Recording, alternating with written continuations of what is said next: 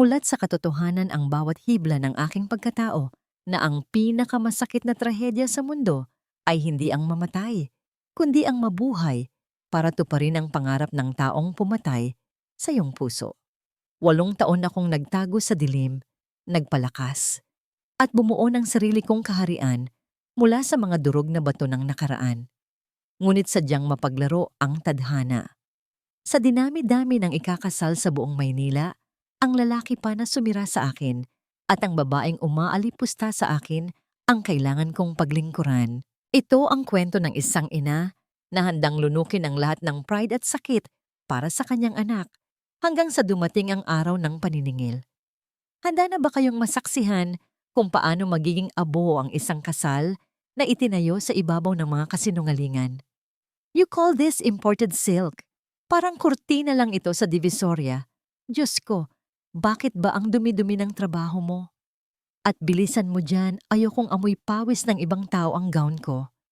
Ang matinis at mapanghamak na boses na yon ay tila latigo na humahampas sa hangin, ngunit nanatiling nakayuko si Almira. Nakaluhod siya sa malamig na marmol na sahig ng fitting room. Ang kanyang mga tuhod ay namamanhid na sa tagal ng posisyong yon. Sa kanyang bibig ay nakaipit ang ilang piraso ng aspile, tila mga salitang matatalim na pilit niyang nilulunok upang hindi masabi pabalik. Ang kanyang mga daliri na sanay sa pinakamaselang sining ng pananahi ay nanginginig ng bahagya habang inaayos ang laylayan ng isang gown na nagkakahalaga ng higit pa sa kinikita niya sa isang taon. Si Sane Cazador, ang bride na nagmamay-ari ng boses na yon, ay nakatayo sa harap ng salamin, tila isang reyna na naghihintay na pagsilbihan ng kanyang alipin. Bawat galaw ni Almira ay sinusundan nito ng irap at buntong hininga ng pagkainip. Walang nakakaalam na si Almira Vireles, ang tinaguriang Queen of Weddings, sa industriya ay trinitrato ng ganito kababa. Ngunit kailangan niya ang kontratang ito para kay Junjun, para sa puso ng kanyang anak na nangangailangan ng operasyon. Dahan-dahang inangat ni Almira ang kanyang ulo upang abutin ang gunting sa mesa. Ang refleksyon niya sa salamin, isang babaeng simple ang suot, walang kolorete, at pagod ang mga mata, ay ang kabaligtaran ng babaeng nasa harap niya na kumikinang sa luho.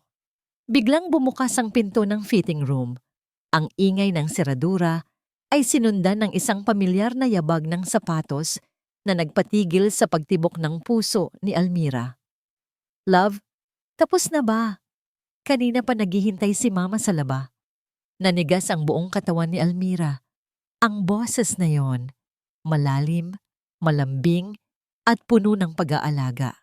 Ang boses na huling narinig niya, 8 taon na, ang nakalilipas sa isang tawag sa telepono na nagtapos sa kanyang pangarap. Ang boses na minsang nangako sa kanya ng walang hanggan sa ilalim ng ulan. Pumasok si Leandro Montalban sa silid. Hindi agad nakita ni Leandro ang mukha ni Almira dahil nakatalikod ito at nakaluhod sa paanan ni Yisane. Ang tanging nakita niya ay ang kanyang magandang bride na nakasimangot. Nilapitan ni Leandro si Isane at humalik ito sa pisngi ng babae, isang eksenang tumarak ng libu-libong punyal sa dibdib ni Almira. Ang amoy ng pamilyar na pabango ni Leandro, isang halo ng kape at mamahaling leather, ay pumuno sa maliit na silid at halos masuka si Almira sa sobrang sakit ng alaala.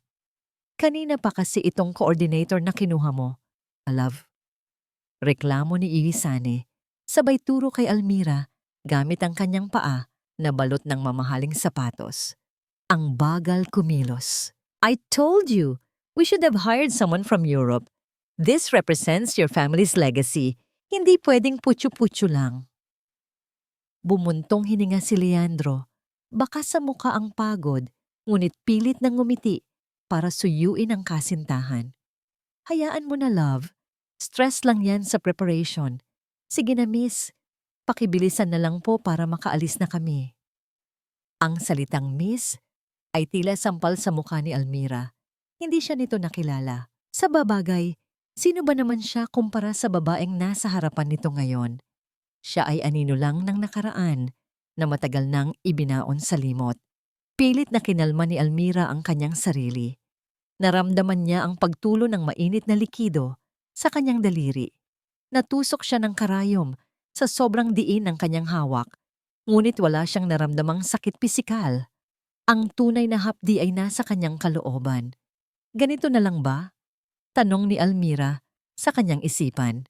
Pagkatapos kong itaguyod ang anak natin ng mag-isa, pagkatapos kong mamatay at mabuhay muli, ang papel ko na lang ba sa buhay mo ay maging tagapag-ayos ng laylayan ng babaeng papakasalan mo? Sa wakas, natapos na ang huling tahi. Dahan-dahang tumayo si Almira. Inayos niya ang kanyang simpleng blusa at pinunasan ng munting dugo sa kanyang daliri. Gamit ang tissue sa kanyang bulsa, humugot siya ng malalim na hininga. Isinuot ang maskara ng isang professional na walang emosyon. Tapos na po, Ma'am Yesane. Wika ni Almira sa isang tinig na matatag at walang bahid ng panginginig, bagamat ang kanyang tuhod ay halos bumigay na. Perfect fit na po yan.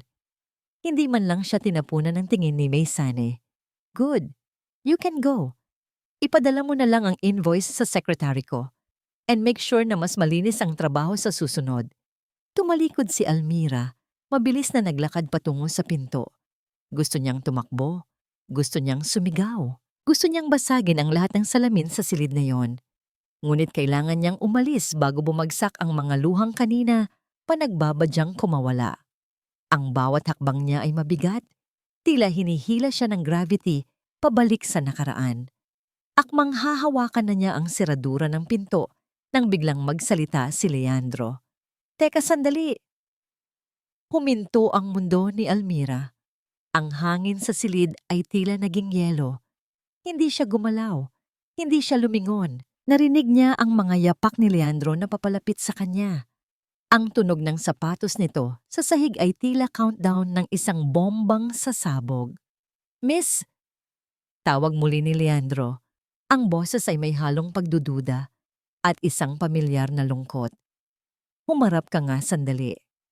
Pumikit ng mariin si Almira. Huwag ngayon. Parang awa mo na. Huwag ngayon. Ngunit alam niyang wala siyang takas. Dahan-dahan, sa ilalim ng mabigat na titig ng tadhana, iniharap niya ang kanyang sarili kay Leandro. Nagkatitigan sila. Sa mga mata ni Leandro, nakita ni Almira ang pagkabigla na unti-unting napapalitan ng pagkilala at pagkalito. Tiningnan siya ni Leandro mula ulo hanggang paa na para bang nakakita ito ng multo na bumangon mula sa hukay. Nagkita na ba tayo dati? Tanong ni Leandro. Ang kanyang boses ay halos pabulong na lang, puno ng katanungang hindi niya maipaliwanag. Hindi na hinintay ni Almira na bumuka ang bibig ni Leandro para sa anumang kasunod na tanong. Sa halip na sumagot, mabilis siyang tumalikod at naglakad palabas ng fitting room. Ang bawat hakbang niya ay mabilis ngunit nanginginig. Tila isang kriminal na tumatakas mula sa pinangyarihan ng krimen. Nang makapasok siya sa pinakamalapit na banyo, isinara niya ang pinto nang mariin at ang tunog ng seradura ay umalingaw-ngaw sa loob ng makipot na espasyo. Tila isang hatol na nagkukulong sa kanya sa sarili niyang bangungot. Sumandal si Almira sa malamig na pinto. Habol ang kanyang hininga, ang kanyang puso ay tumitibok ng napakabilis. Halos dumagundong ito sa kanyang dibdib at basagin ang katahimikan ng banyo. Nakita niya ang kanyang refleksyon sa salamin, namumutla, pawisan, at puno ng takot ang mga mata. Paano nangyari ito? Sa dinami-dami ng tao sa mundo, bakit ang ama pa ng kanyang anak ang kailangan niyang pagsilbihan? Biglang yumanig ang kanyang telepono sa bulsa ng kanyang pantalon. Ang vibration na yon ay nagpabalik sa kanya sa malupit na realidad. Kinuha niya ito at nakita ang pangalan ng doktor sa screen. Napalunok siya ng laway bago sinagot ang tawag, pilit na pinatatag ang kanyang boses. Hello, Doc. Kumusta po si Junjun? Ang katahimikan sa kabilang linya bago sumagot ang doktor ay nagpabigat lalo sa hangin sa paligid. Ang balitang sumunod ay tila isang balde ng yelong ibinuhos sa kanyang pagkatao. Ang balbula sa puso ng kanyang anak ay kailangan ng operahan sa lalong madaling panahon. Ang halaga ay hindi biro. Isang halagang hindi niya kayang kitain kahit magtrabaho siya ng 24 oras sa loob ng isang taon. Napaupo si Almira sa takip ng inidoro. Ang telepono ay halos dumulas sa kanyang nanginginig na mga daliri. Saan ako kukuha ng ganoong kalaking pera? Agad niyang idinial ang numero ng kanyang manager, si Ate Rosing. Kailangan niyang umatras. Hindi niya kayang harapin si Leandro araw-araw nang hindi nadudurog. Ate Rosing! Halos pabulong niyang sabi, pigil ang paghikbi. Hindi ko kaya ang kliyenteng ito. Please, humanap na lang tayo ng iba. I can't do this wedding. Ngunit ang sagot ni Ate Rosing ay mas malamig pa sa tiles ng banyo. Ipinaalala nito ang kontratang pinirmahan nila kaninang umaga lamang. Dahil high profile ang kasal at rush ang preparations, ang penalty clause sa pag-atras ay 5 milyong piso. 5 milyon. Isang halagang magbabaon sa kanila sa utang at sisira sa reputasyon ng maliit nilang kumpanya magpakailanman. Kung aatras siya, wala siyang maibabayad sa ospital. Kung tutuloy siya, ibebenta niya ang kanyang kaluluwa sa demonyo ng nakaraan. Wala siyang takas. Siya ay nakatanikala. Ibinaba ni Almira ang telepono. Kinuha niya ang kanyang wallet at binuksan ito. Mula sa maliit na plastic window, nakangiti sa kanya ang larawan ni Junjun. Ang mga mata nito ay singkit kapag tumatawa. Mga matang nakuha nito mula sa lalaking nasa kabilang silid. Hinaplos ni Almira ang larawan gamit ang kanyang hinlalaki at isang butil ng luha ang pumatak sa ibabaw nito. Mabilis niya itong pinunasan. Humugot siya ng malalim na hininga. Tumayo siya at humarap muli sa salamin. Kinuha niya ang kanyang lipstick at naglagay ng kaunting kulay sa kanyang namumutlang labi. Inayos niya ang kanyang buhok at muling isinuot ang maskara ng isang profesional na wedding planner. Ang Almira na nasaktan at umiiyak ay kailangan munang mamatay pansamantala. Ang kailangan ngayon ay ang Almira na ina, matapang, manhid, at handang gawin ang lahat para mabuhay ang kanyang anak. Paglabas niya ng banyo, naglakad siya pabalik sa opisina kung saan naroon sina Leandro at Isane. Ang kanyang mga yapak ay wala ng pag-aalinlangan. Pagbukas niya ng pinto, nakita niya si Isane sa isang sulok, may kausap sa telepono habang nakatalikod kay Leandro.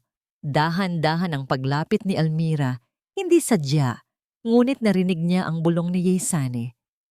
Don't worry, tita. I handled it. Walang makakaalam sa nangyari sa Cebu last year. Malinis ang records ko.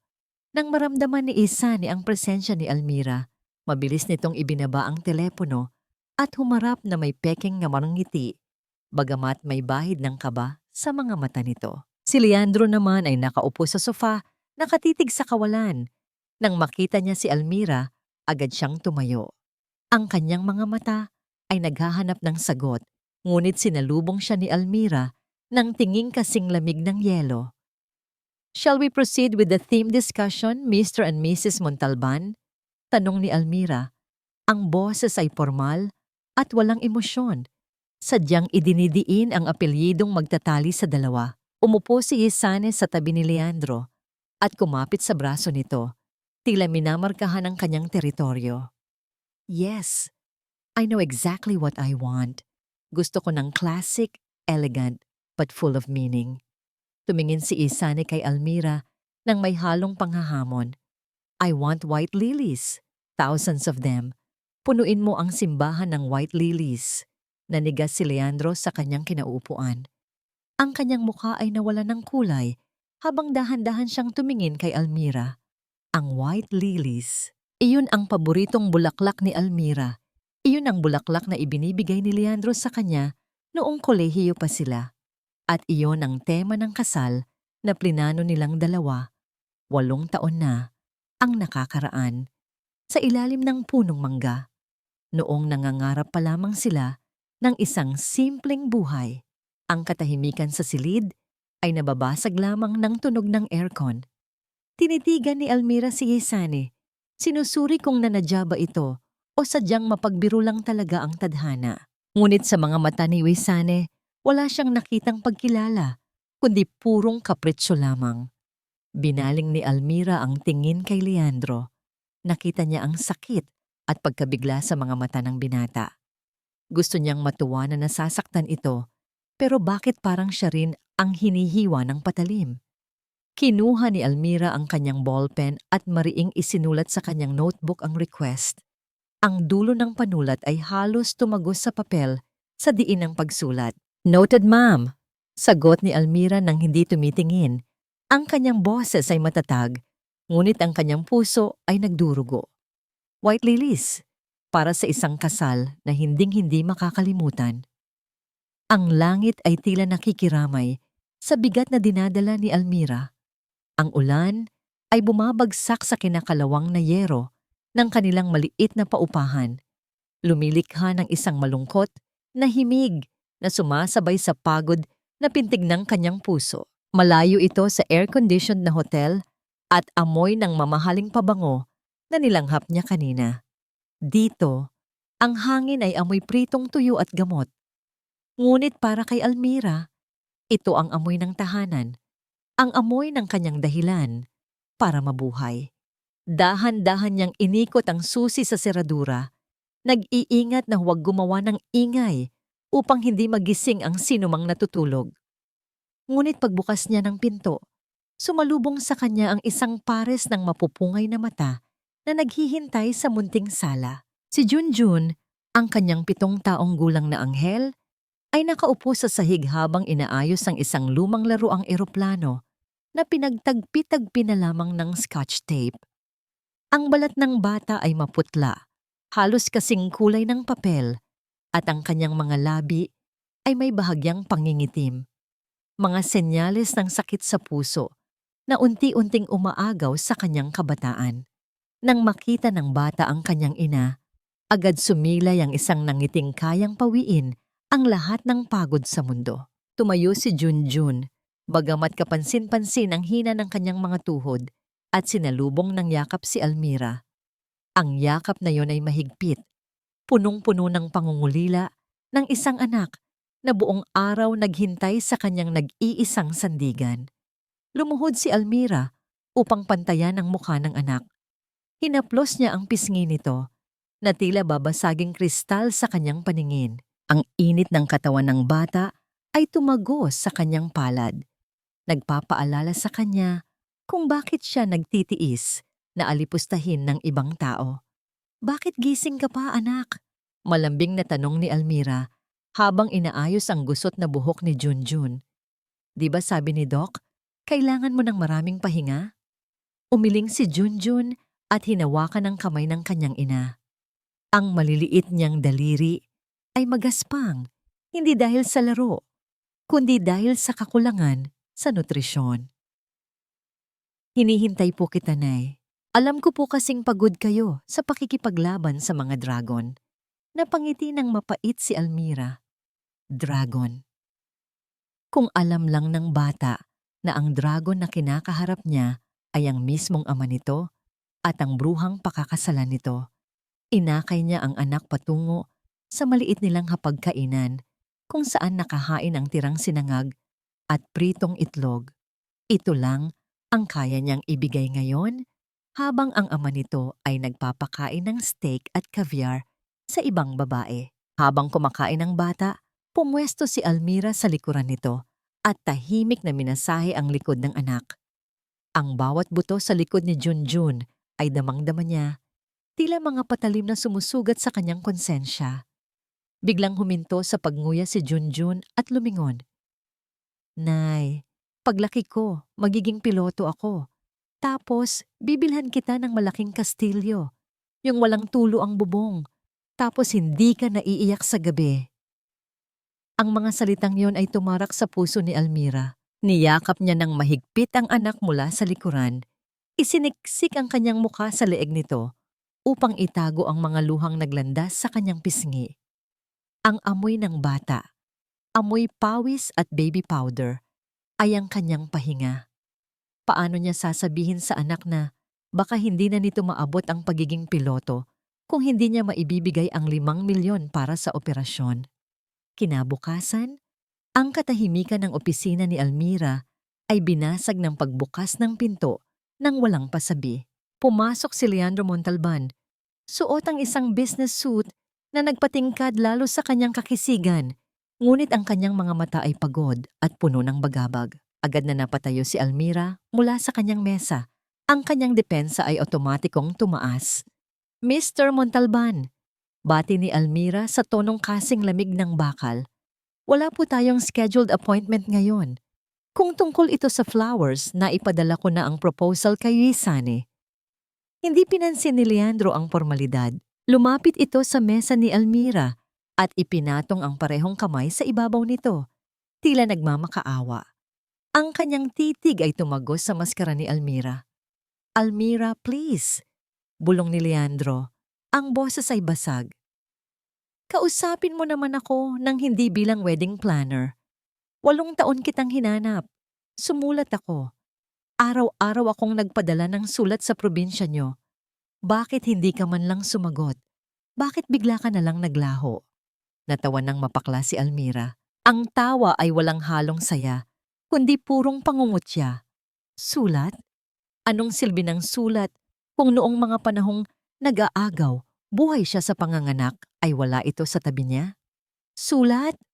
Ulit ni Almira habang inaayos ang mga folders sa kanyang mesa para itago ang panginginig ng kanyang mga kamay. Wala akong natanggap na sulat, Mr. Montalban. At kung mayroon man, ano pa ang saysay noon? Ikakasal ka na. At ako ang binabayaran niyo para siguraduhing maganda ang palabas. Hindi ako tumigil sa pagmamahal sa iyo, Almira. Giit ni Leandro, ang mga mata ay nangungusap. Napilitan lang ako dahil sa pamilya. Kung alam ko lang na nasa Maynila ka. Tama na, putol ni Almira. Ang kanyang boses ay tumaas ng bahagya, sapat para patigilin si Leandro. Tumingin siya ng diretso sa mga mata ng lalaking minsan niyang minahal higit sa kanyang buhay. Binabayaran niyo ako para magtrabaho, hindi para makinig sa drama ng buhay niyo. Kung wala na kayong kailangan sa detalye ng kasal, makakaalis na kayo. Marami pa akong gagawin. Ang sakit ay rumihistro sa mukha ni Leandro. Dahan-dahan itong tumango. Tila tinatanggap ang pagkatalo at lumabas ng opisina. Pagkasara ng pinto, napaupo si Almira sa kanyang silya. Ang kanyang mga tuhod ay tuluyan ng bumigay. Gusto niyang isigaw kay Leandro na may anak sila, na ang batang naghihintay sa kanya sa bahay ay kamukhang kamukha nito. Pero para saan pa? Para agawin ng mayamang pamilya, Montalban si Junjun at ipamukha sa kanya na wala siyang karapatan? Kinagabihan, habang nasa bahay, muling tumunog ang telepono ni Almira. 11:11 na ng gabi. Si Yaisane. Sinagot niya ito habang nagtitimpla ng gatas para kay Junjun. Hello, Ma'am Yaisane. Almira. Ang boses ni Yaisan ay matinis at iritable. Ayoko ng shade ng ribbons na pinadala mo. Sabi ko eggshell white, hindi cream. Are you colorblind?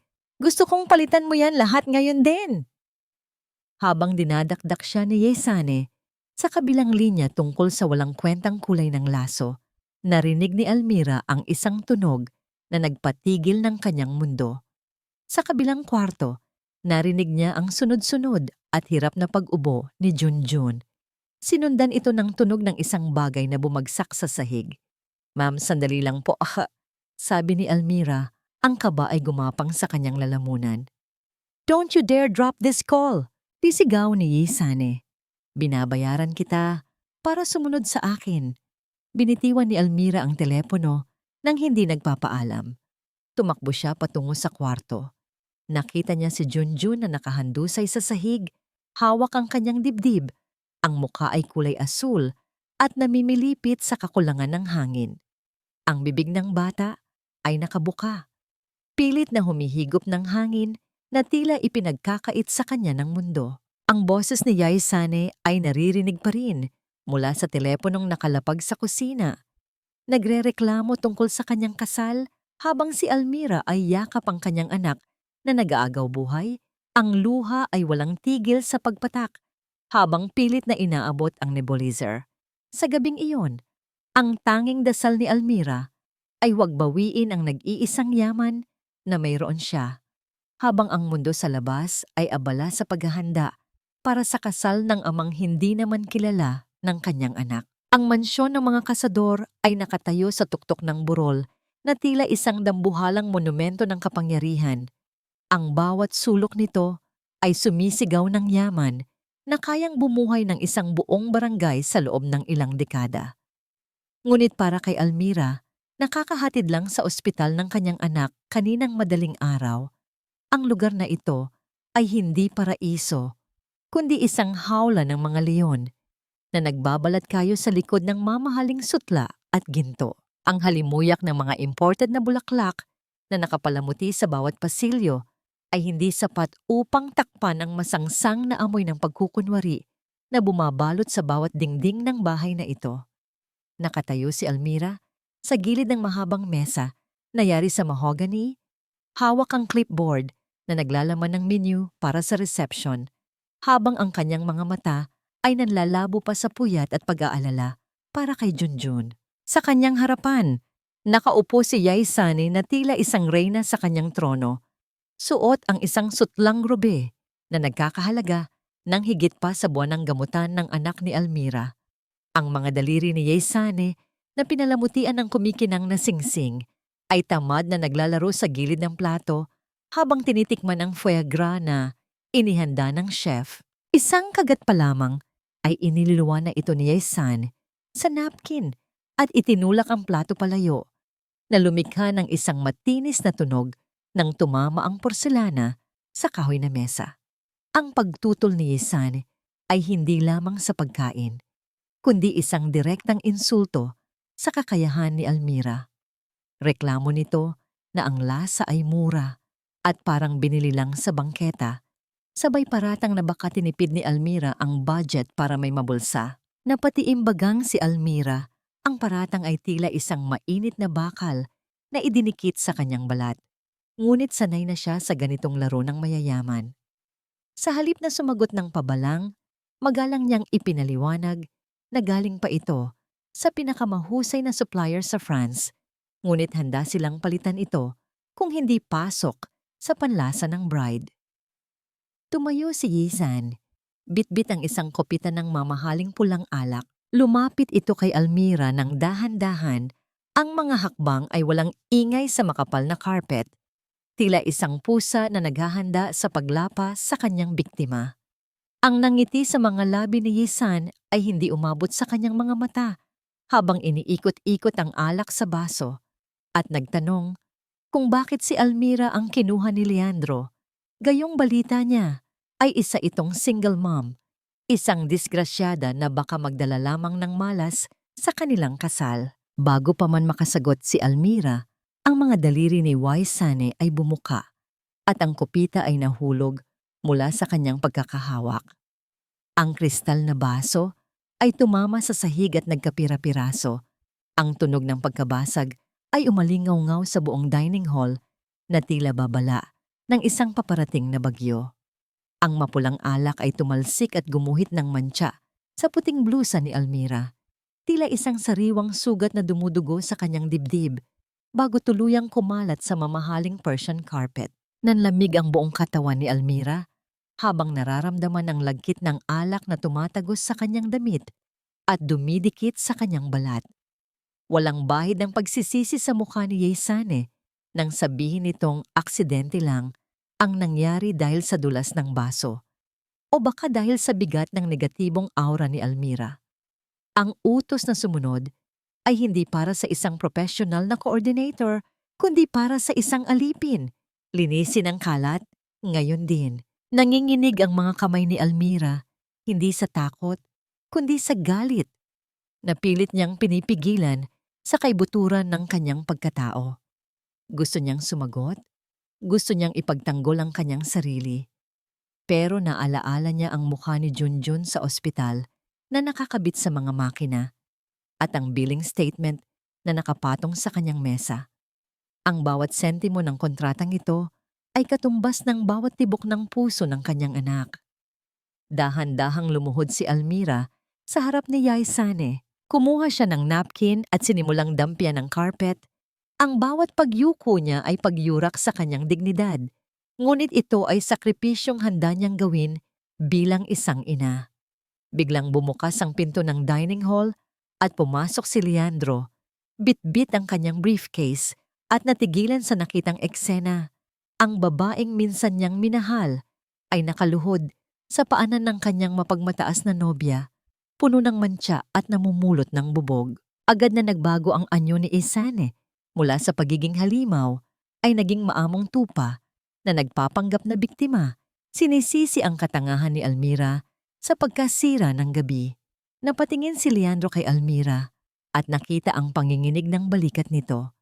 Ang awa at hiya ay gumuhit sa mukha ng lalaki, kaya't agad siyang lumuhod sa tabi ni Almira at hinawakan ang braso nito para patayuin. Nag-aalok ng tulong at sinasabing may mga katulong naman para gawin ang maruming trabaho.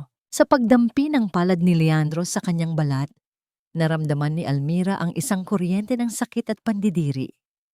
Ang init na minsan ay nagbigay sa kanya ng ginhawa.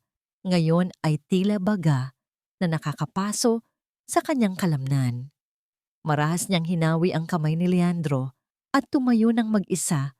Ang kanyang mga mata ay nagliliyab sa pinaghalong puot at dangal. Itinulak niya ang tulong ni Leandro dahil ang awa nito ay higit na masakit kaysa sa pang-aalipusta ni Yisane. Humarap si Almira kay Yisane. Tuwid ang likod at taas noo sa kabila ng mantsa sa kanyang damit. Ang kanyang tinig ay mababa, ngunit matatag nang sabihin niyang mabibili ng pera ng mga kasador ang kanyang oras at serbisyo. Ngunit hinding-hindi nito mabibili ang kanyang pagkatao at dignidad. Tinalikuran niya ang dalawa at naglakad palabas ng dining hall. Ngunit bago siya tuluyang makalabas, isang matandang katulong na nagngangalang Manang Fe ang sumalubong sa kanya sa may pinto. Ang mga mata ng matanda ay puno ng awa at tila may gustong sabihin ngunit takot na magsalita. Ngunit ang tunay na bangungot ay hindi pa tapos. Sa kanyang paglalakad sa pasilyo, naramdaman niya ang pagsunod ni Yisane. Hinawakan siya nito sa braso. Ang mga kuko ay bumaon sa kanyang balat at bumulong ng isang banta na nagpatigil sa pag-ikot ng mundo ni Almira. Sinabi ni Yisane na alam niyang may anak si Almira at kung magpapatuloy ang mapangahas na titig ni Almira kay Leandro, sisiguraduhin niyang hindi na makakatapak sa anumang paaralan ang bastardo niyang anak. Ang banta ay malinaw at tiyak. Ang kinabukasan ni Junjun ang magiging kabayaran sa anumang pagkakamali ng kanyang ina. Ang labi ng hotel ay napuno ng isang kakaibang katahimikan. Tila ba ang hangin mismo ay huminto sa pag-ikot bilang pagpupugay sa pagdating ng isang makapangyarihang nilalang. Mula sa umiikot na pintong salamin, pumasok ang isang babaeng may edad na, ngunit hindi matatawaran ang tikas at ganda. Si Doña Consuelo Montalban, ang ina ni Leandro, at ang matriarka ng pamilyang nagpapatakbo ng kalahati ng industriya sa lungsod, ay naglakad papasok na tila siya ang may-ari ng lupang tinatapakan niya. Ang tunog ng kanyang mamahaling takong na tumatama sa makintab na marmol ay umaalingaw-ngaw sa malawak na espasyo. Bawat hakbang ay may bigat ng awtoridad na nagpapayuko sa sino mang humarang sa kanyang dadaanan. Nakatayo si Almira sa likod ng isang malaking vase ng mga bulaklak. Inaayos ang mga listahan ng bisita nang maramdaman niya ang pamilyar na lamig na bumalot sa kanyang batok. Hindi niya kailangang lumingon upang malaman kung sino ang dumating. Ang presensya ni Doña Consuelo ay parang isang bagyo na nagdadala ng masasamang alaala. Mga alaalang pilit nang ibinaon ni Almira sa pinakamadilim na sulok ng kanyang isipan. 8 taon na ang nakalilipas, sa isang gabing bumubuhos ang malakas na ulan, ang babaeng ito ang dumurog sa kanyang pagkatao. Sariwa pa sa gunita ni Almira ang sakit nang hagisan siya nito ng isang makapal na sobre sa mukha. Ang mga salitang binitiwan nito noon ay mas matalas pa sa anumang patalim. Sinabi nitong si Leandro ay pumili ng kinabukasan sa halip na pag-ibig, na ang tulad niyang hampas lupa ay walang puwang sa mundo ng mga Montalban, at ang batang dinadala niya ay isang kahihiyan na dapat iligpit. Napahigpit ang hawak ni Almira sa clipboard. Ang kanyang mga daliri ay namuti sa diin, ngunit pinilit niyang huwag magpakita ng takot. Hindi na siya ang batang babaeng walang laban noon. Siya na ngayon ay isang ina na handang pumatay para sa kanyang anak. Humugot siya ng malalim na hininga at nagpatuloy sa pagsusulat. Umaasang hindi siya mapapansin, ngunit sadyang mapaglaro ang tadhana. Huminto ang mga yabag sa tapat mismo ng kanyang mesa. Ang amoy ng mamahaling pabango na humahalo sa amoy ng tabako ay sumungaw sa ilong ni Almira, isang senyales na nasa harapan na niya ang kanyang bangungot. Well, well, ang boses ni Doña Consuelo ay puno ng mapanguyam na tuwa. Tingnan mo nga naman kung sino ang naririto. Ang akala ko ay inanod ka na ng baha sa kung saang estero, Almira. Dahan-dahang nag-angat ng tingin si Almira. Sinalubong niya ang mapanghusgang mga mata ng matanda. Walang takot, walang luha. Magandang umaga po, Doña Consuelo. Ako po ang coordinator ng kasal. Tumawa ng mahina ang matanda. Isang tawang walang bahid ng saya, kundi purong pangmamaliit. Lumapit ito ng bahagya. Sapat lang para maamoy ni Almira ang mint sa hininga nito. Coordinator? So, ito na ang narating mo. Ang magsilbi sa mga taong kailanman ay hindi mo mapapantayan. Nakakatawa talaga ang buhay, Hija. You serve the prince you tried to steal. Trabaho lang po ito, ma'am. Sagot ni Almira ng may dignidad. At hindi ko kailanman ninakaw si Leandro. Siya ang lumapit at kayo ang naglayo. Nawala ang ngiti sa labi ni Doña Consuelo. Nagdilim ang mukha nito. Inilapit niya ang kanyang mukha kay Almira at bumulong sa isang tinig na nagpataas ng balahibo ng huli. Huwag kang magmalinis at huwag na huwag mong susubukang guluhin ang kasal na ito. Si Isane ang perpektong asawa para sa anak ko.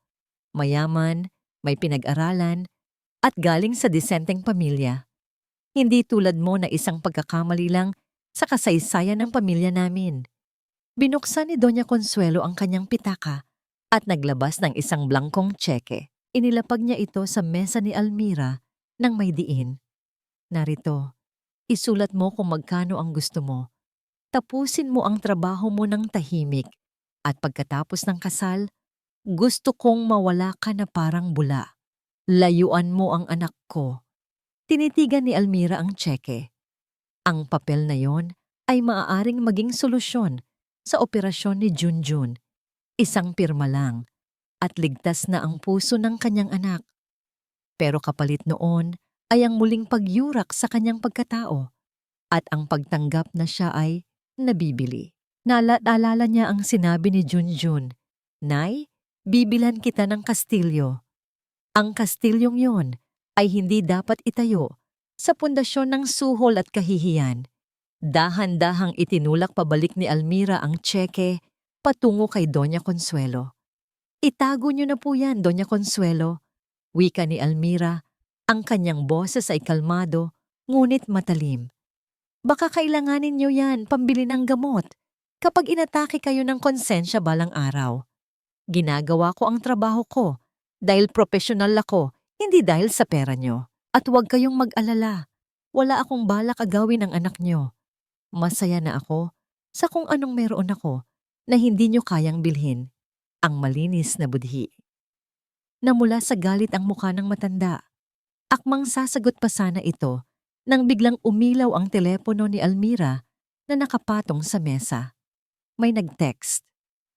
Ngunit hindi ang mensahe ang nakatawag ng pansin ni Doña Consuelo, kundi ang wallpaper ng telepono na nagliwanag sa dilim ng kanilang tensyon. Ito ay isang larawan ni Junjun na nakangiti. Suot ang isang maliit na sombrero, ang mga mata ay singkit na singkit sa saya. Nanlaki ang mga mata ni Doña Consuelo. Ang kanyang bibig ay bahagyang naawang. Ang mukhang iyon, ang mga matang iyon, ang korte ng ilong, at ang paraan ng pagngiti. Hindi siya maaaring magkamali. Nakita na niya ang mukhang iyon sa mga lumang album ng pamilya Montalban. Iyon ay ang eksaktong mukha ni Leandro noong ito ay 7 taong gulang pa lamang. Nanginginig ang kamay na itinuro ni Doña Consuelo ang telepono. Ang kanyang boses ay nawalan ng tikas at napalitan ng takot at pagkabigla. Sino? Sino ang batang iyan? Tanong ng matanda, habang ang kanyang puso ay nagsimulang kumabog ng mabilis sa kaba. Bakit? Bakit kamukha niya ang anak ko? Mabilis na dinampot ni Almira ang kanyang telepono at itinago ito sa kanyang dibdib. Tila pinoprotektahan ng kanyang anak mula sa tingin ng isang buwitre. Ngunit huli na, ang laso ng pagdududa ay naipunla na sa isipan ng kontrabida. Ang hardin ng hotel ay isang paraiso sa gitna ng magulong syudad. Ang mga puno ng nara ay nagbibigay ng lilim sa mga bench na gawa sa bakal, habang ang fountain sa gitna ay walang tigil sa pag-agos. Ang lagaslas ng tubig ay tila musika na nagpapakalma sa sinumang mapadpad doon. Dito natagpuan ni Leandro ang kanyang sarili. Tumatakas mula sa ingay ng suppliers, tautos ng kanyang ina, at sa walang katapusang demands ni Yesani. Hinaplos niya ang kanyang sentido na tila pinipiga ng matinding sakit ng ulo. Sa bawat minutong lumalapit ang kasal, ang kanyang dibdib ay sumisikip. Tila may isang malaking pagkakamali siyang gagawin na hindi na niya maitatama pa. Sa hindi kalayuan, isang maliit na figura ang naglalakad sa damuhan. Si Junjun, suot ang kanyang kupas, ngunit malinis na t-shirt, ay tahimik na naglalaro. Napilitan si Almira na isama ang bata sa trabaho dahil biglang nagkasakit ang kanilang kapitbahay na tagabantay. Mahigpit ang bilin ni Almira na huwag itong lalayo sa staff room, ngunit ang kuryosidad ng isang bata ay sadyang mahirap pigilan. Hawak ni Junjun ang kanyang paboritong laruang eroplano na gawa sa papel. Pinalilipad ito sa hangin at hinahabol ng kanyang tingin. Isang malakas na ihip ng hangin ang biglang dumaan. Tinatangay ang papel na eroplano palayo sa bata at diretsong lumapag sa paanan ni Leandro. Nagulat si Leandro. Pinulot niya ang eroplano at tiningnan ito. Simple lang ang pagkakagawa. May tape sa gilid para tumibay, halatang gawa ng isang inang maparaan. Nang iangat niya ang kanyang tingin, nakita niya ang isang batang lalaki na nakakatayo sa kanyang harapan, hinihingal ng bahagya at nahihiyang lumapit. Sorry po, sir, mahinang sabi ni Junjun. Ang kanyang boses ay magalang ngunit may bahid ng takot. Lumipad po kasi yung eroplano ko. Ngumiti si Leandro, isang ngiting matagal na niyang hindi nararamdaman. Ayos lang, mahilig ka ba sa eroplano? Tumango si Junjun, ang kanyang mga mata ay kuminang. Opo, gusto ko pong maging piloto para dalhin ko si Mama sa kastilyo sa langit. Natigilan si Leandro. Ang sagot ng bata ay tumama sa isang bahagi ng kanyang puso na matagal nang natutulog. Inayos niya ang gusot sa pakpak ng papel na eroplano bago ito iniabot sa bata. Nang magdikit ang kanilang mga daliri, isang kakaibang kuryente ang dumaloy sa katawan ni Leandro. Ito ang tinatawag nilang lukso ng dugo. Isang pamilyar na pakiramdam ng koneksyon na hindi maipaliwanag ng siyensya. Tila ba ang kaluluwa niya ay nakilala ang kaluluwa ng batang ito. Anong pangalan mo, Hijo? Tanong ni Leandro habang nakaluhod para pantayan ng bata. Junjun po, sagot ng bata.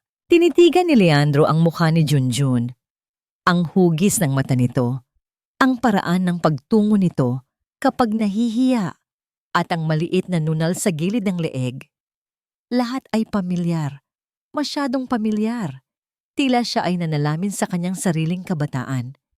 Kusa niyang inabot ang kwelyo ng damit ng bata para ayusin ito, isang gesture na madalas niyang gawin sa sarili niya kapag kinakabahan. Nasaan ang daddy mo, Junjun? Tanong niya muli. Ang kanyang boses ay halos pabulong na. Yumuko si Junjun at nilaro-laro ang laylayan ng kanyang damit. Wala po siya sabi ni Mama, nagtatrabaho daw po siya sa malayo. Sobrang layo po na hindi na siya makauwi. Kumirot ang puso ni Leandro. Gusto niyang yakapin ang bata, bagamat hindi niya alam kung bakit. May kung anong puwersa ang humihila sa kanya palapit dito. Akmang hahaplusin na sana niya ang buhok ng bata nang biglang may humablot kay Junjun mula sa kanyang harapan. Junjun! Ang sigaw na yon ay puno ng takot at pag-aalaala. Si Almira, hinihingal ito, ang kanyang muka ay putlang-putla at ang kanyang mga mata ay nanlalaki sa sindak nang makita kung sino ang kausap ng kanyang anak. Mabilis niyang hinila si Junjun sa kanyang likuran. Tila pinoprotektahan ito mula sa isang mabangis na hayop. Ang kanyang dibdib ay mabilis na tumataas baba, hindi dahil sa pagtakbo, kundi dahil sa adrenaline ng pagkatakot na mabunyag ang kanyang pinakaiingatang lihim. Almira, tumayo si Leandro, naguguluhan sa reaksyon ng babae sa nag-uusap lang kami ng bata, hindi ko siya sinasaktan. Huwag mong lalapitan ang anak ko, madiing sabi ni Almira, ang kanyang boses ay nanginginig sa galit. Huwag na huwag kang didikit sa kanya. Tiningnan ni Leandro si Almira. Pagkatapos ay lumipat ang tingin sa batang nakakubli sa likod nito. Ang takot sa mga mata ni Almira ay hindi lamang takot ng isang empleyado, kundi takot ng isang inang may itinatago. Muling binalikan ng alaala ni Leandro ang mukha ng bata. Ang mga mata, ang ilong, ang nunal, at biglang nag-connect ang mga tuldok sa kanyang isipan. Ang panahon ng iwan niya si Almira at ang edad ng batang nasa harapan niya ngayon. Humakbang palapit si Leandro. Ang kanyang titig ay naging seryoso at mapanuri. Almira, tawag niya.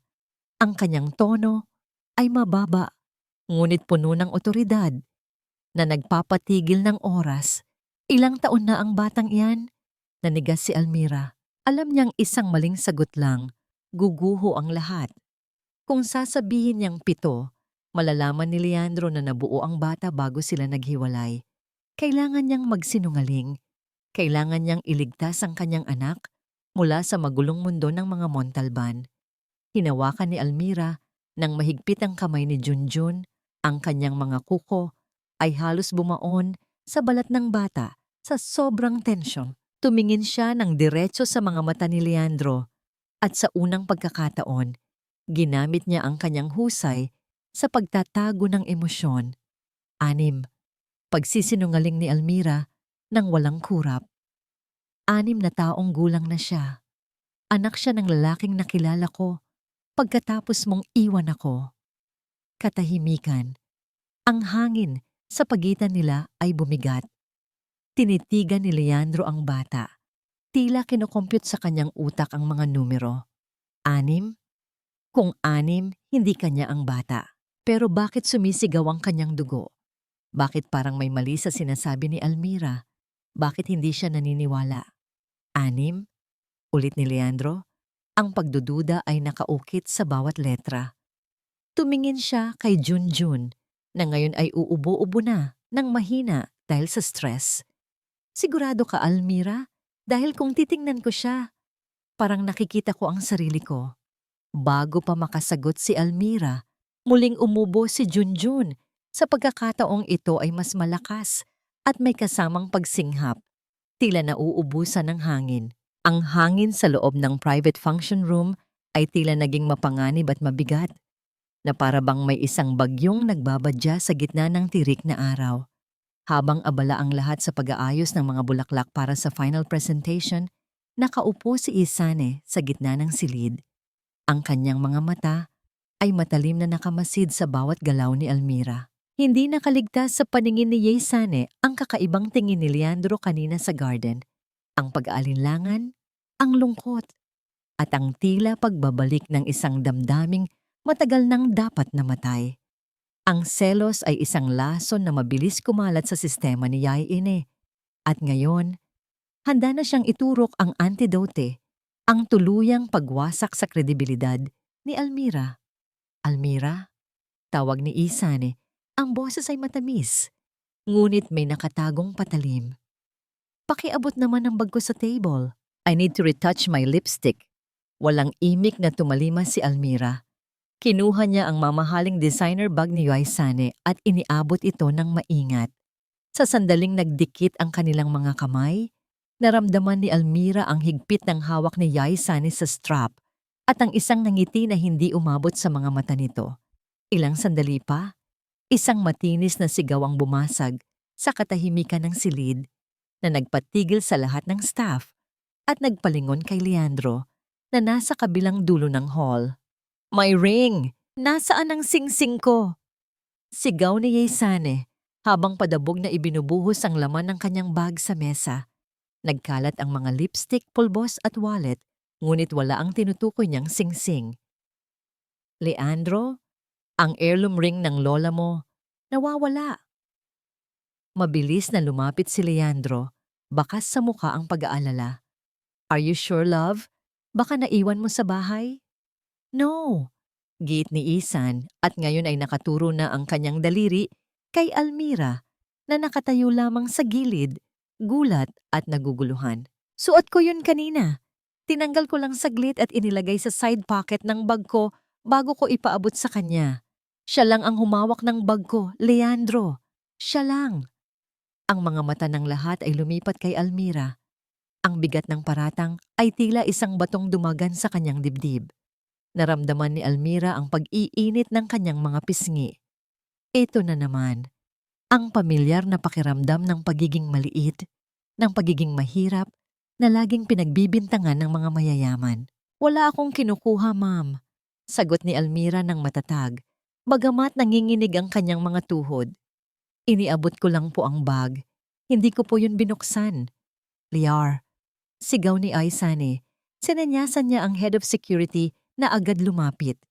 "Kapag-kapan niyo siya. I want her bag searched. Now!" "Isane, teka lang," awat ni Leandro. Pilit na humaharang sa pagitan ng security at ni Almira. "Huwag naman nating idaan sa ganito. Baka naman nahulog lang." "Kinakampihan mo ba siya?" Putol ni Isane. Ang kanyang boses ay naging garalgal. Umaakting na tila siya ang biktimang naapi. "Lola's ring is gone, Leandro. At ang babaeng yan, nagipit sa pera at desperada. Ang huling humawak. Check her bag." Wala nang nagawa si Leandro nang hawakan ng dalawang malalaking gwardya, si Almira, sa magkabilang braso. Hindi nanlaban si Almira. Alam niyang sa mundong ito, ang paglaban ng mahirap ay laging tinitingnan bilang senyales ng pagkakasala. Hinayaan niyang kunin ng gwardya ang kanyang luma at tastas na shoulder bag. Ibinuhos ng gwardya ang laman ng bag ni Almira sa sahig. Ang tunog ng mga gamit na bumagsak ay tila kulog sa pandinig ni Almira. Walang mamahaling gamit doon. Isang wallet na halos walang laman, payong, bimpo, at ang pinakamahalaga, ang mga gamot ni Junjun at ilang piraso ng skyflakes na baon ng bata. At doon, sa gitna ng mga gamot at biskwit, ay gumulong ang isang kumikinang na bagay. Ang singsing na may malaking diamante ay huminto sa paanan ni Leandro. Kumikislap sa ilalim ng ilaw ng chandelier, tila nangungutya sa kahirapan ni Almira. Napasinghap ang lahat.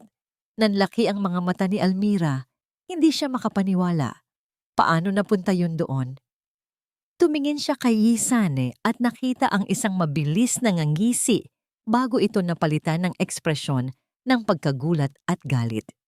"Sabi ko na nga ba?" sigaw ni Yisane. "Magnanakaw. Tumawag kayo ng pulis. Ipakulong ang babaeng yan." "Hindi ko yan kinuha," sigaw ni Almira. Nagpupumiglas sa hawak ng mga gwardya. "Hindi ko alam kung paano napunta yan dyan. Leandro, maniwala ka. Hindi ako magnanakaw." Tumingin si Leandro kay Almira. Ang kanyang mga mata ay puno ng sakit at pagkalito. Gusto niyang maniwala, pero ang ebidensya ay nasa harap nila. Ang katahimikan ni Leandro ay mas masakit pa sa anumang salita. Ito ang pangalawang beses na tinalikuran siya nito sa oras na kailangan niya ng kakampi. Habang hinihila ng mga gwardya si Almira palabas ng silid, isang maliit na figura ang biglang sumugod mula sa gilid. Si Junjun, na kanina pa nakasilip at nanunood sa isang sulok, ay tumakbo ng buong bilis patungo sa kanyang ina. "Mama, bitawan niyo ang mama ko!" Sigaw ng bata. Ang kanyang tinig ay basag at puno ng takot. Buong tapang na kinagat ni Junjun ang braso ng gwardyang humahawak kay Almira. Ang gwardya ay napahiyaw sa sakit at nabitawan sandali si Almira. Agad na yumakap si Junjun sa binti ng kanyang ina, ginagawa ang kanyang sarili na panangga laban sa mga higanting umaapi sa kanila. "Huwag kayong masama! Hindi magnanakaw ang mama ko!" Iyak ni Junjun. Ang kanyang maliit na katawan ay nanginginig sa galit at takot. "Junjun, anak!" Umiiyak na, sabi ni Almira. Lumuhod para yakapin ang anak. "Umalis ka na dito. Huwag kang makialam." Ngunit huli na, dumating ang mga pulis at marahas na pinaghiwalay ang mag-ina. Hinila ng isang pulis si Almira, habang ang isa naman ay tinulak si Junjun palayo.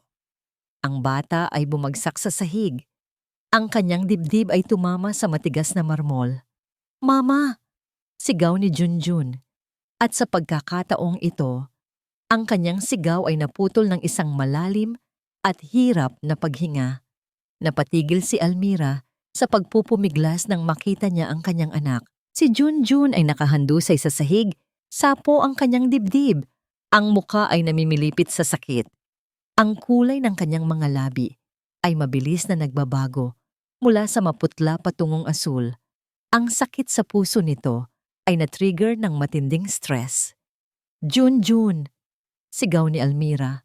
Ngunit hawak pa rin siya ng mga pulis at pilit na inilalabas ng pinto. "Ang anak ko! Tulungan niyo ang anak ko! Leandro! Tulungan mo siya!"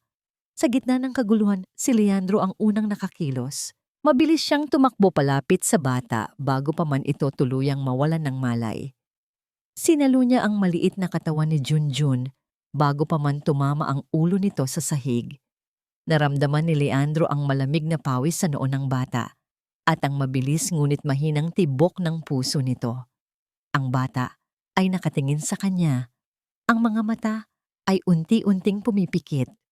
At sa huling hininga bago ito mawalan ng malay, bumulong ito ng isang salitang dumurog sa puso ni Leandro. "Papa!" Nanigas si Leandro habang hawak ang walang malay na bata. Ang salitang iyon, kasabay ng pagsara ng pinto ng police mobile na naglululan kay Almira, ay umalingaw-ngaw sa kanyang buong pagkatao. Habang ang sirena ng pulis ay papalayo, naiwan si Leandro na nakaluhod sa sahig. Yakap ang batang kamukhang-kamukha niya. Habang si Yaisane ay nakatayo sa gilid, ang tagumpay sa kanyang mukha ay unti-unting napapalitan ng takot sa kung ano ang maaaring mangyari sa batang hawak ng kanyang nobyo. Ang mga pader ng emergency room ay tila sumisip-sip ng lahat ng pag-asa. Bawat sulok ay saksi sa libu-libong dasal na binubulong ng mga nag-aalalang puso. Sa gitna ng kaguluhang ito, nakaupo si Leandro sa isang malamig na upuang bakal. Ang kanyang mamahaling suit ay lukot na at may bahid ng dumi mula sa pagkakadapa kanina. Ang kanyang mga kamay ay magkadikit, nanginginig, habang ang kanyang mga mata ay nakatitig sa pintong may salamin kung saan isinugod ang walang malay na katawan ni Junjun. Sa kanyang isipan, paulit-ulit na umaalingaw-ngaw ang huling salitang binitiwan ng bata bago ito pumikit.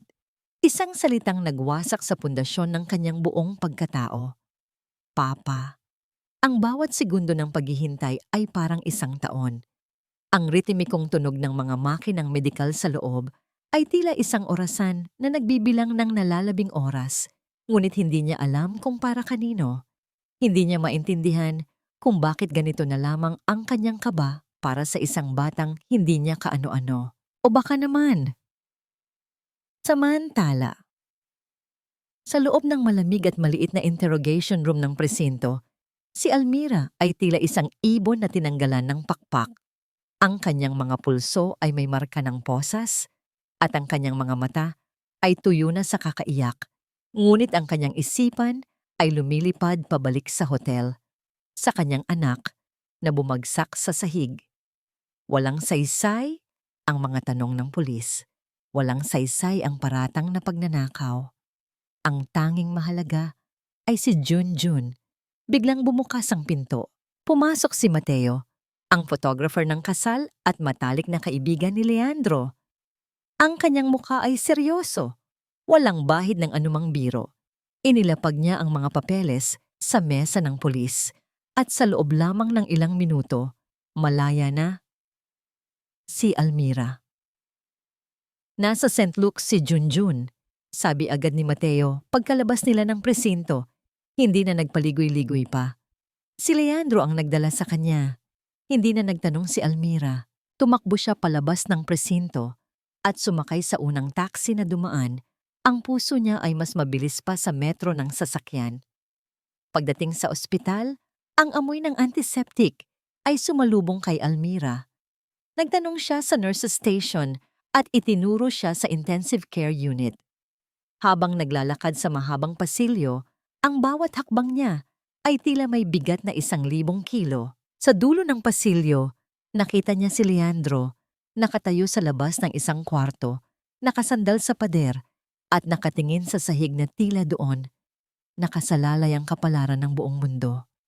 Nasaan ang anak ko? Tanong ni Almira. Ang kanyang boses ay garalgal at puno ng galit. Nag-angat ng tingin si Leandro. Ang kanyang mga mata ay namumugto at ang kanyang muka ay puno ng isang emosyong hindi pa nakikita ni Almira sa kanya kailanman. Isang halo ng matinding sakit, pagsisisi at pagkalito. Hindi siya sumagot. Sa halip iniabot niya ang isang piraso ng papel na hawak niya. Ang resulta ng blood test. Tiningnan ito ni Almira. Ang mga letra at numero ay lumabo sa kanyang paningin. Ngunit 2 bagay ang malinaw. Ang blood type ni Junjun, type O negative, isang napakabihirang uri ng dugo. At sa ilalim nito, ang pangalan ng donor na may parehong blood type, Leandro Montalban. Biglang lumabas ang doktor mula sa kwarto. Mrs. Vireles, bati nito kay Almira. Stable na po ang anak niyo? Salamat sa agarang blood transfusion. Lucky for him his father was here. Nanigas si Almira. Ang mga salita ng doktor ay tila isang hatol na naglantad sa kanyang pinakatatagong lihim. And another thing, dagdag pa ng doktor habang tinitingnan ang chart. Nung pinalitan namin siya ng damit, napansin namin ang pamilyar na birthmark sa kanyang balikat. Isang maliit na marka na hugis crescent moon. Parehong-pareho sa birthmark ni Mr. Montalban na nakita namin nung kumuha kami ng dugo sa kanya. Gumuho ang mundo ni Almira. Wala na siyang lusot. Ang dugo at ang balat ng kanyang anak ay sumisigaw ng katotohanang pilit niyang itinago sa loob ng 8 taon. Nang makaalis ang doktor, ang katahimikan sa pagitan nila ni Leandro ay mas mabigat pa sa anumang sigaw. Dahan-dahang lumapit si Leandro. Ang kanyang mga mata ay puno ng luhang nagbabadyang bumagsak. Bakit? Bulong ni Leandro, ang kanyang boses ay basag na basag. Bakit hindi mo sinabi sa akin, Almira? Bakit mo hinayaang mag-isa ang anak natin sa laban niya? Bakit mo ipinagkait sa akin ang karapatang malaman na mayroon akong anak? Umiwas ng tingin si Almira. Hindi niya kayang salubungin ang sakit sa mga mata ni Leandro. Wala kang karapatan. Sagot niya, ang kanyang boses ay mahina, ngunit puno ng pait. Wala. Ulit ni Leandro, at sa wakas, isang butil ng luha ang pumatak mula sa kanyang mata. Minahal kita, Almira. Oo, naging duwag ako, pero kung sinabi mo lang sa akin, kung alam ko lang, hindi sana tayo aabot sa ganito. Sa sandaling iyon, lumapit si Mateo na kanina pa pala nakamasid sa hindi kalayuan. Walang imik nitong iniabot ang kanyang telepono kay Leandro. Panoorin mo to, pre, para malaman mo kung sino talaga ang dapat mong paniwalaan. Ipinakita ng video ang malinaw na kuha mula sa isang hidden camera sa function room. Nakita ni Leandro kung paano maingat na inilagay ni Yisane ang singsing sa bag ni Almira habang ito ay nakatalikod. Ang kasinungalingan ay nakahain sa kanyang harapan malinaw pa sa sikat ng araw. Pagkatapos ng video, tinitigan ni Leandro ang telepono na para bang ito ay isang ahas na tumuklaw sa kanya. Ang babaeng pakakasalan niya ay isang demonyo. Ang babaeng minahal niya ay biktima. At ang anak na nasa bingit ng kamatayan ay sarili niyang dugo.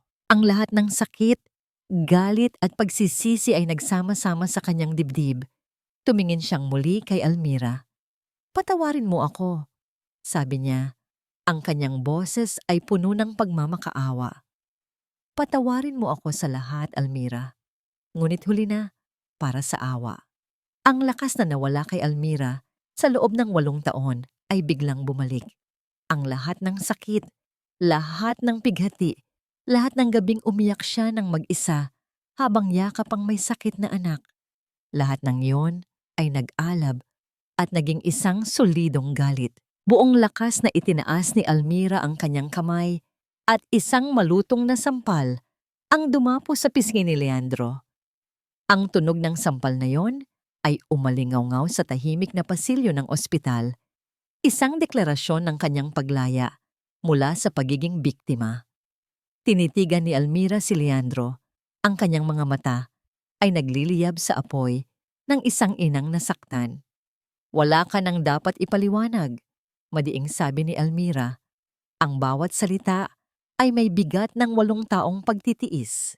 Wala ka nang karapatang tawagin ang sarili mo na ama niya. Dahil noong mga panahong kailangan ka namin, noong mga gabing nilalagnat siya at wala akong pambili ng gamot, noong mga araw na ipinagdarasal kong mabuhay pa siya, nasaan ka? Ang tiwala ko sa'yo, pinatay mo na 8 taon na ang nakakaraan." Ang bakas ng palad ni Almira ay nakaukit sa pisngi ni Leandro. Isang pulang marka na sumisimbolo sa 8 taong sakit at pagtitiis. Hindi kumilos si Leandro. Hindi niya ininda ang hapdi.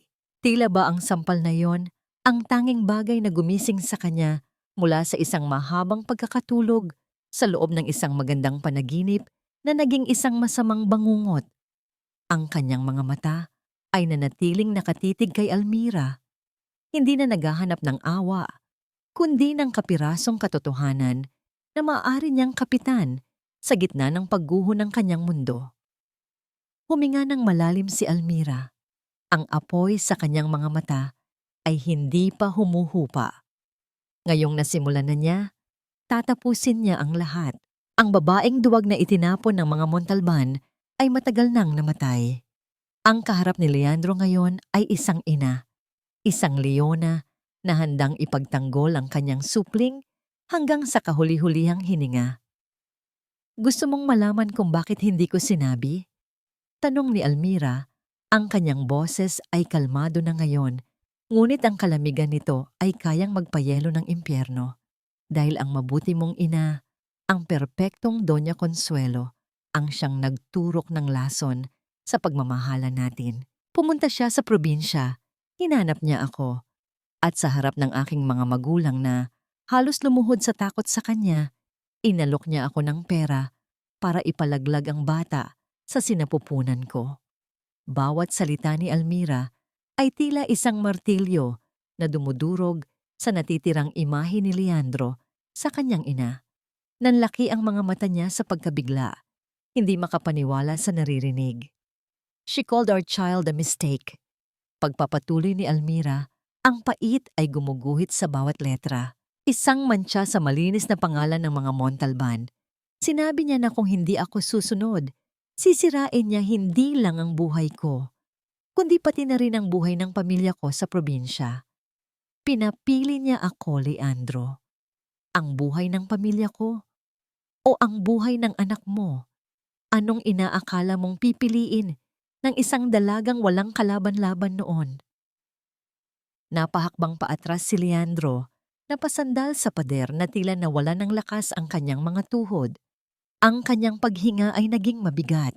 Ang imahe ng kanyang ina bilang isang mabait at marangal na babae ay gumuho sa isang iglap, napalitan ng isang halimaw na kayang pumatay ng sarili nitong kadugo para sa pera at reputasyon.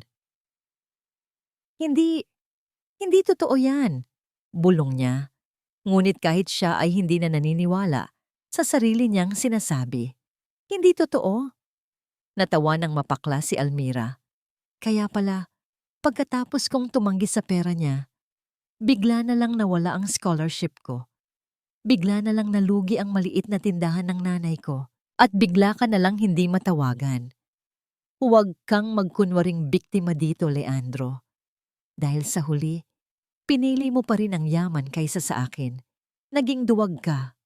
Sa wakas, ang lahat ng lakas ni Leandro ay bumigay. Napaupo siya sa sahig. Ang kanyang muka ay isinubsob sa kanyang mga palad habang ang kanyang mga balikat ay nagsimulang yumanig sa isang tahimik ngunit masakit na pag-iyak. Ang lahat ng kasinungalingan mula sa kanyang ina hanggang kay Yesane ay bumalot sa kanya. Sinasakal siya hanggang sa hindi na siya makahinga. Siya ang naging tulay ng lahat ng kasamaang ito. Ngunit hindi naawa si Almira. Tapos na ang panahon ng awa. Tumayo siya ng tuwid. Huwag kang mag-alala, sabi ni Almira. Ang kanyang boses ay matatag at puno ng determinasyon. Tatapusin ko ang kasal na ito. Hindi dahil sa'yo, kundi dahil sa kontrata at sa profesionalismo ko. Ibibigay ko kay Yesane ang pinakamagandang kasal na kaya niyang bayaran. At pagkatapos noon, kapag natanggap ko na ang bayad, idedemanda ko siya sa paninirang puri.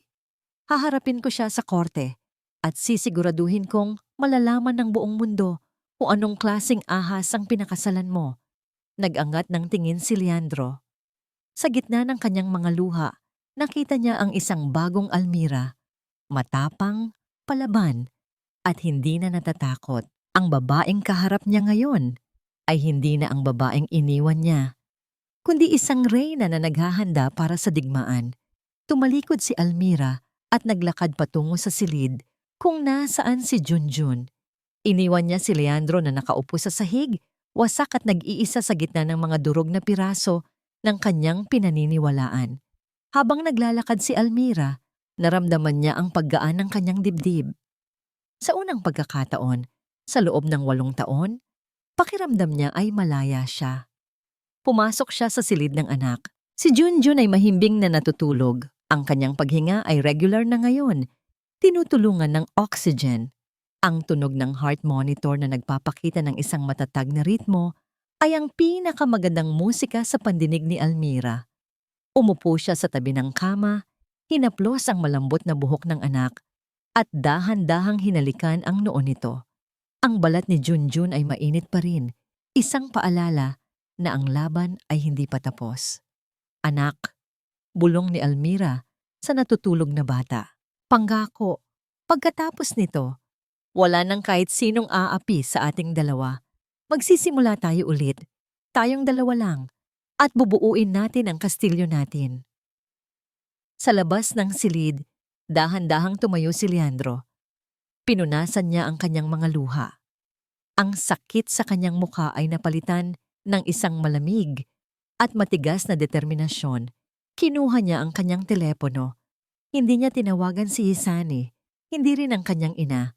Ang tinawagan niya ay ang head ng kanilang legal at finance department. Bernard, sabi ni Leandro. Ang kanyang boses ay mababa ngunit may bigat ng bakal. I need you to do something for me off the record. I-trace mo lahat ng financial transactions ni Yesane Cazador na may koneksyon sa kumpanya natin for the past 2 years. I want every single detail. Kahit pinakamaliit na resibo. I want it on my desk. Tomorrow morning. Ang araw ng kasal ay dumating. Ang sikat ng araw ay tila isang mapanuksong ngiti mula sa langit. Sa bridal suite, ang napakagandang wedding gown ay nakasabit. Kumikinang na tila gawa sa mga bituin. Nag-vibrate ang telepono ni Almira. Isang mensahe mula kay Yesane. Do your job perfectly today. Pagkatapos, ayoko nang makita pa ang pagmumukha mo. Tinitigan ni Almira ang mensahe. Sa halip na masaktan, isang malamig at kalkuladong ngiti ang gumuhit sa kanyang mga labi. Huwag kang mag-alala. Yesane, bulong niya sa kanyang sarili habang tinitingnan ang refleksyon niya sa salamin. Isang babaeng handa na para sa huling akto. Ibibigay ko sa iyo ang pinakamalaking regalo, isang sorpresa na hinding-hindi mo malilimutan. Ang makasaysayang simbahan ng San Agustin sa Intramuros ay nabihisan ng pambihirang karangyaan. Libo-libong puting lila, ang paboritong bulaklak ni Almira na naging simbolo ng kanyang pasakit, ang nakapalamuti mula sa altar hanggang sa pasilyo, nagkakalat ng isang matamis, ngunit mapanlinlang na halimuyak. Ang mga pinakamayayamang apelyido sa Pilipinas ay naroroon, nakasuot ng kanilang mga pinakamagagarang damit. Bawat isa ay saksi sa pagsasanib ng dalawang makapangyarihang pamilya. Sa isang sulok, malapit sa sound system, nakatayo si Almira, suot ang kanyang itim na uniforme bilang coordinator. Siya ay tila isang anino sa gitna ng liwanag. Kalmado ang kanyang mukha, walang bahid ng anumang emosyon habang binibigyan ng huling senyas ang orkestra. Perpekto ang lahat. Bawat bulaklak, bawat kandila, bawat nota ng musika ay nasa tamang lugar. Ito ang kanyang obra maestra, isang perpektong entablado para sa isang perpektong pagbagsak. Nagsimulang tumugtog ang organ, hudyat ng pagbubukas ng malaking pinto ng simbahan. Doon, nakatayo si Yaisan, nagniningning sa kanyang wedding gown na tila gawa sa sinag ng buwan. Ang kanyang mukha ay puno ng tagumpay habang dahan-dahan siyang naglalakad sa pasilyo. Ang bawat hakbang ay isang deklarasyon ng kanyang pag-aari kay Leandro. Sa kanyang pagdaan, nginitian niya ng mapanghamak si Almira, isang huling patikim ng kanyang kapangyarihan. Sa dulo ng altar, naghihintay si Leandro. Ang kanyang mukha ay hindi mabasa. Isang kalmadong dagat bago ang isang delubyo. Sa tabi niya, si Doña Consuelo ay nakatayo ng buong pagmamalaki. Ang nangiti sa kanyang labi ay nagpapakita ng kasiyahan sa naisakatuparan niyang plano. Nagsimula ang seremonya. Ang mga salita ng pari ay umalingaw-ngaw sa loob ng simbahan, nagsasalita ng pag-ibig, tiwala at katapatan, mga salitang walang kahulugan sa kasal na ito. Nang dumating ang oras ng panunumpa, kinuha ni Yesane ang mikropono. Ang kanyang mga sinumpaan ay matatamis at puno ng kasinungalingan. Ipinapangako ang isang buhay ng pagmamahal sa lalaking ang puso ay hindi kailanman naging kanya. At pagkatapos, dumating ang pagkakataon ni Leandro. Ang lahat ay nakatingin sa kanya, naghihintay sa kanyang mga salita ng pag-ibig. Kinuha niya ang mikropono mula sa pari. Huminga siya ng malalim. Ngunit sa halip na humarap kay Yesane, humarap siya sa mga bisita. Bago ko po sabihin ang aking panunumpa, simula ni Leandro, ang kanyang boses ay malinaw at matatag, umaabot sa bawat sulok ng simbahan. Mayroon po akong ilang bagay na kailangan kong linawin dahil ang isang kasal ay dapat nakatayo sa pundasyon ng katotohanan. Nawala ang nangiti sa mukha ni Yesane. Kumunot ang noo ni Doña Consuelo.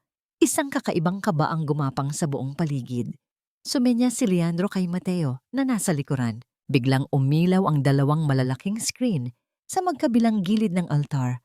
Mga screen na dapat sana ay para sa kanilang wedding slideshow. Ang unang lumabas ay hindi larawan ng kanilang pagmamahalan, kundi isang video. Malinaw na kuha mula sa CCTV hotel.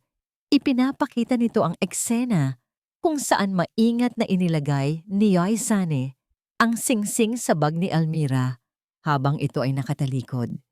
Isang kolektibong paghinga ng pagkagulat ang narinig mula sa mga bisita. Ang mukha ni Yesane ay naging kasing puti ng kanyang bestida. Ang babaeng pinagbintangan nating magnanakaw, pagpapatuloy ni Leandro, ay isang taong mas marangal pa sa ating lahat dito. Siya ay biktima ng isang maruming patibong. Hindi pa tapos si Leandro. Lumabas sa screen ang mga dokumento, mga bank statement, at mga pekeng resibo. At ang patibong na yon ay simula pa lamang. Sa loob ng 2 taon, ginamit ng pamilya Kasador ang tiwala ng aking pamilya para unti-unting nakawan ang aming kumpanya sa pamamagitan ng mga proyektong tulad nito. Napahawak si Doña Consuelo sa kanyang dibdib. Ang kanyang paghinga ay naging mabilis. Ito ay hindi na lamang tungkol sa isang hamak na wedding planner.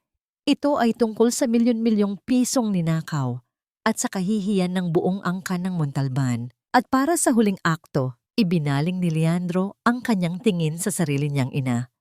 Ang kanyang mga mata ay puno ng sakit at pagkadismaya. At ang pinakamasakit na kasinungalingan sa lahat, sabi ni Leandro, ang kanyang boses ay nagsimulang manginig, ay ang kasinungalingang itinago sa akin sa loob ng 8 taon. Tumingin siya ng diretso kay Doña Consuelo. Ma, totoo po ba?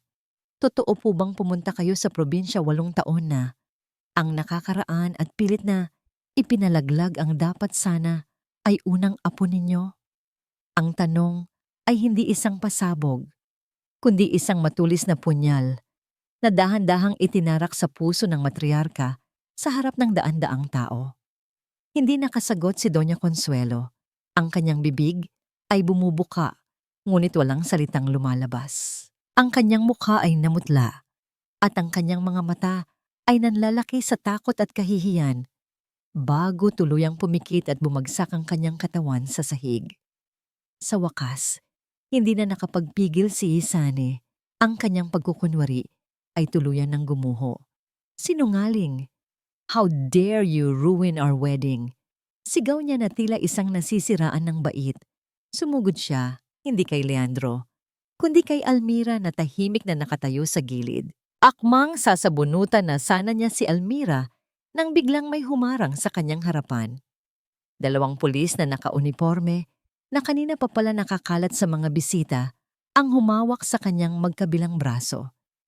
Isane Cazador, you are under arrest for perjury and large-scale estafa, wika ng isang pulis, habang kinakaladkad palabas ng simbahan si Isan na walang tigil sa pagwawala at pagmumura. Ang perpektong kasal ay naging isang perpektong sirko. Ang mga bisita ay nagkakagulo. Ang mga kamera ng media na nasa labas ay nagsimulang mag-flash. Sa gitna ng lahat ng ito, binitiwan ni Leandro ang mikropono. Ang tunog ng pagbagsak nito sa sahig ay ang tanging hudyat na tapos na ang lahat. Tumingin si Almira sa eksena ng pagkawasak, si Isane na kinakaladkad, si Doña Consuelo na inaasikaso ng mga mediko at ang mga nagbubulungang bisita. Walang nangiti sa kanyang labi. Walang saya. Tanging isang malalim na paggaan ng dibdib. Pakiramdam niya ay isang mabigat na kadena ang natanggal mula sa kanyang kaluluwa. Dahan-dahan siyang tumalikod mula sa lahat ng gulo. Tapos na ang kanyang trabaho. Naglakad siya sa pasilyo, palayo sa altar, palayo sa mga durog na pangarap at mga wasak na kasinungalingan. Nang makita siya ni Leandro na papalabas ng simbahan, isang bagay ang luminaw sa isipan ng lalaki. Hinabol niya ito. Tinawid niya ang magulong simbahan, tinakbo ang mahabang pasilyo, at naabutan si Almira sa labas sa ilalim ng sikat ng araw. Almira, sandali! Huminto si Almira, ngunit hindi lumingon. Sa harap niya, sa gitna ng courtyard, bumagsak sa kanyang mga tuhod si Leandro Montalban, ang prinsipe ng korporasyon. Ang lalaking minsan niyang sinamba ay nakaluhod sa matigas na bato. Ang kanyang mukha ay basang-basa sa luha. Sa harap ng babaeng paulit-ulit niyang sinaktan. Patawarin mo ako! Pagmamakaawa ni Leandro, ang kanyang boses ay garalgal at puno ng pagsisisi. Please, bigyan mo ako ng isa pang pagkakataon. Ang sikat ng araw ay tila isang mainit na palad na dumadampi sa balat ni Almira, isang stark na kaibahan sa malamig na anino sa loob ng simbahan kung saan gumuho ang isang kaharian ng kasinungalingan. Sa kanyang harapan, ang lalaking minsan niyang pinangarap makasama sa dambana ay nakaluhod sa matigas at maruming bato ng courtyard. Ang mamahalin nitong tuxedo ay nalukot at nabahira ng alikabok. Ang mga luha ni Leandro ay walang tigil sa pag-agos. Bawat patak ay tila isang pagsusumamo, isang huling pag-asang mabuo. Ang isang salamin, na matagal nang basag. Ang ingay mula sa loob ng simbahan, ang bulungan ng mga bisita, ang pagdating ng mga ambulansya, ang mga utos ng pulis ay tila nasa ibang mundo. Sa pagitan nilang dalawa ni Leandro, ang tanging naroroon ay ang bigat ng 8 taong katahimikan at mga salitang hindi nasabi. Dahan-dahang lumuhod si Almira, hindi para tanggapin ang pagmamakaawa, kundi para pantayan ang mga mata ni Leandro. Sa unang pagkakataon, tinitigan niya ito hindi na bilang wedding planner, hindi bilang kaaway, kundi bilang si Almira, ang babaeng nasaktan, ngunit naghilom. "Tumayo ka dyan, Leandro," wika niya. Ang kanyang boses ay mahinahon. Walang bahid ng galit, tanging isang malalim at nakakapagod na lungkot. Umiling si Leandro, ang kanyang mga kamay ay nanginginig na inabot ang laylayan ng damit ni Almira. "Hindi ako tatayo hanggat hindi mo sinasabing pinapatawad mo na ako. Almira, please, ibibigay ko ang lahat. Iiwanan ko ang lahat para sa inyo ni Junjun. Hayaan mo akong bumawi. I promise, I'll spend the rest of my life making it up to you." Isang mapait na ngiti ang gumuhit sa labi ni Almira. Dahan-dahan niyang inalis ang kamay ni Leandro sa kanyang damit. Ang paghawak niya ay hindi marahas, kundi puno ng pinalidad. Ang tiwala, Leandro. Simula niya, ang bawat salita ay mabagal at may bigat. Ay parang salamin. Kapag nabasag, kahit anong pilit mong pagdikitin ang mga piraso, habang buhay mo nang makikita ang mga lamat. At ang tiwala ko sa'yo, hindi lang nabasag, dinurog mo hanggang sa maging pulbos. Tumingala si Almira sa maaliwalas na langit. Tila doon humuhugot ng lakas. "Pinatawad na kita, Leandro. Matagal na.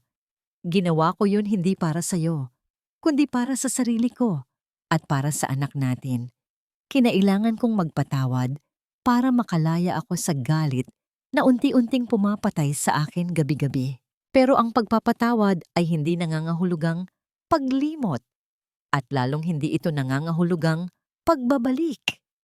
Ang pag-asa sa mga mata ni Leandro ay unti-unting namatay, napalitan ng isang masakit na pagtanggap. "Ang pagmamahal ko sa iyo ay namatay 8 taon na ang nakakaraan sa gabing pinili mo ang utos ng nanay mo kaysa sa pangako mo sa akin." Pagpapatuloy ni Almira. "Ang natira na lang ay ang responsibilidad natin bilang mga magulang." Dito na tuluyang bumigay ang natitirang lakas ni Leandro. Napaupo siya sa lupa, ang kanyang mga balikat ay gumuho sa bigat ng katotohanan. "Pero," dagdag ni Almira, at sa pagkakataong ito, ay may bahid ng lambing sa kanyang boses, "hindi ko ipagkakait si Junjun sa'yo. Karapatan niyang makilala ang ama niya at responsibilidad mong maging ama sa kanya. Malugod kitang tatanggapin sa buhay niya bilang tatay niya. Pero hanggang doon na lang tayo, Leandro. Ang pinto sa puso ko matagal nang nakasara para sa'yo." Dahan-dahang tumayo si Almira. Mula sa kanyang pitaka, kinuha niya ang isang maliit at lumang bagay. Isang singsing na gawa sa silver na may maliit na batong tila patak ng hamog. Ito ang engagement ring na ibinigay sa kanya ni Leandro noong mga estudyante pa lamang sila. Binili mula sa kanilang naipong baon. Inilagay niya ito sa nanginginig na palad ni Leandro. "Ibinabalik ko na to sa'yo," bulong niya. "Gamitin mo yan para matutunan mong mahalin at patawarin muna ang sarili mo bago mo mahalin ang iba." Tumalikod si Almira. Bawat hakbang niya palayo kay Leandro ay isang hakbang palapit sa kanyang sarili. Hindi siya lumingon, hindi na kailangan. Naramdaman niya ang sikat ng araw sa kanyang muka, ang banayad na ihip ng hangin sa kanyang buhok, at ang kakaibang paggaan ng kanyang buong pagkatao. Sa wakas, pagkatapos ng 8 taong paglalakbay sa dilim, malaya na siya. Naiwan si Leandro na nakaluhod sa gitna ng courtyard. Hawak ang luma at munting singsing. Nakatingin siya sa figura ni Almira na unti-unting lumalayo. Isang babaeng binuo muli ng kanyang sariling lakas mula sa mga pirasong minsan niyang winasak. At sa kauna-unahang pagkakataon, naintindihan niya na ang tunay na pag-ibig ay hindi pag-aari, kundi paglaya. 1 taon. Sa kalendaryo ito ay 365 araw lamang. Ngunit para kay Almira, ang 1 taon na lumipas ay parang isang buong buhay. Isang buhay na tuluyan nang isinara ang pinto sa madilim na nakaraan at binuksan ang bintana sa isang panibagong umaga. Ang maliit at masikip na paupahan na amoy gamot at pagtitiis ay napalitan na ng isang bahay na may malawak na hardin. Dito, ang hangin ay amoy bagong tabas na damo at inihaw na barbecue, at ang himig na pumupuno sa paligid ay hindi na ang tunog ng tumutulong yero, kundi ang masayang tawanan ng mga bata. Ito ang 8 kaarawan ni Junjun. Nakatayo si Almira sa may beranda. Hawak ang isang kopita ng puting alak. Mula sa kanyang kinatatayuan, tanaw niya ang kanyang anak. Si Junjun, ang kanyang munting mandirigma, ay tumatakbo ngayon sa damuhan, nakikipaghabulan sa ibang mga bata. Ang kanyang balat ay hindi na maputla. Ito ay may kulay na ngayon mula sa sikat ng araw. Ang kanyang paghinga ay malalim at walang hirap.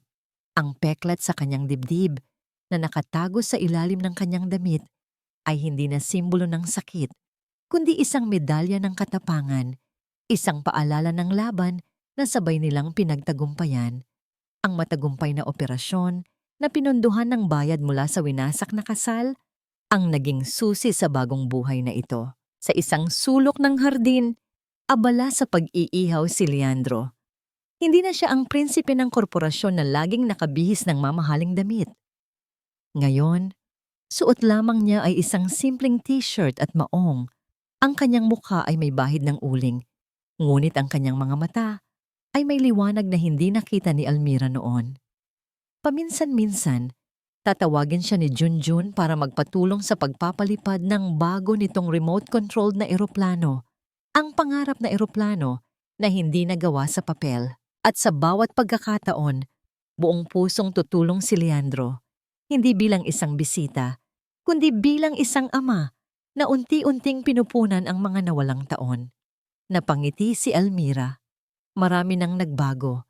Si Isane ay nasa kulungan pa rin, pinagdudusahan ng krimen ng pandaraya at ang mas malaking kasalanan ng pagmamataas. Si Doña Consuelo naman ay nag-iisa sa pinakamahal at pinakamalungkot na nursing home sa bansa. Napapaligiran ng lahat ng luho, ngunit wala ni isang pamilyang dumadalaw.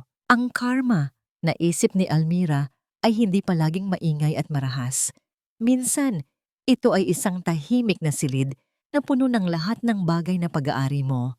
Maliban sa mga bagay na tunay na mahalaga. Tumingin si Leandro sa direksyon ni Almira at nahuli siyang nakatingin. Nagtama ang kanilang mga mata.